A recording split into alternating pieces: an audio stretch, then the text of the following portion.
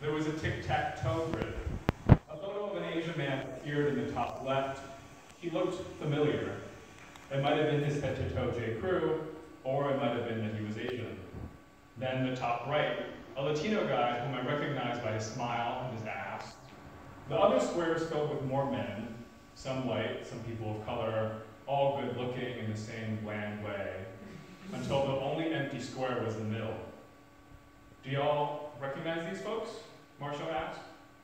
I looked around the table to see whether anyone else was in the middle remembering like me. Iggy was looking down in what seemed to be the direction of Fran's crotch. I looked back at the grid of men, telling myself that I was just seeing things, but I caught a crestfallen look on the presenter's face. Eyes widened, rumpled forehead, bitten upper lip. He gripped the clicker, filling the middle square, this time with a black man. "Oh, it's Landon," I said with sudden knowledge of how I knew the Brady Bunch of men. Fran stifled a laugh. Iggy smiled. We were the gays around the table. The Gaysians, some might say. All of us knew. Marshall asked if I wanted to elaborate. I didn't, but what was I supposed to do? Sure, I mean, I don't know all their names, but that's Landon, and the whiter Latino's Manny. The brown one, I don't know. The Asian one's Bradley, Brandon, something rough. So you don't know the white guys, what's that about? Ken said. He was our token white guy, the only person on the team more self-conscious about his whiteness than me.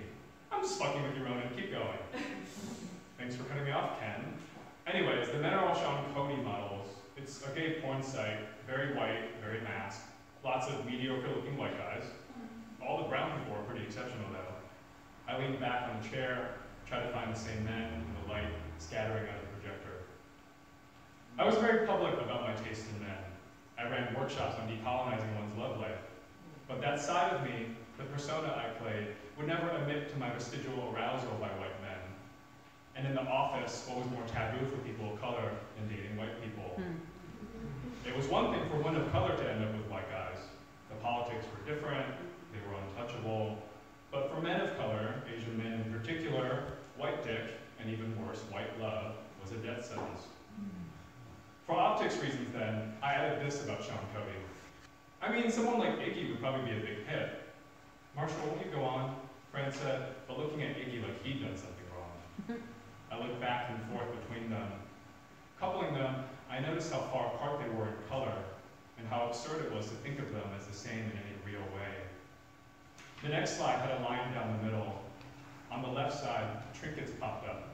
A dictionary, a microscope, a surfboard, a bandana folded and tied into a very thin strip, a pair of handcuffs.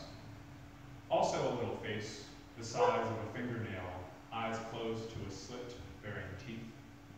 Then the Sean Cody logo in the bottom, athletic and vaguely nostalgic in the fashion of Letterman jackets, and next to it, a name in the same font, Benjamin. Finally, the box became complete, a front and back view of the Asian man on the previous slide as an action figure, new and very shiny, etched with lines all over to show musculature. The dick was noticeably insignificant, but the text bubble extending from its crotch showed the penis erect.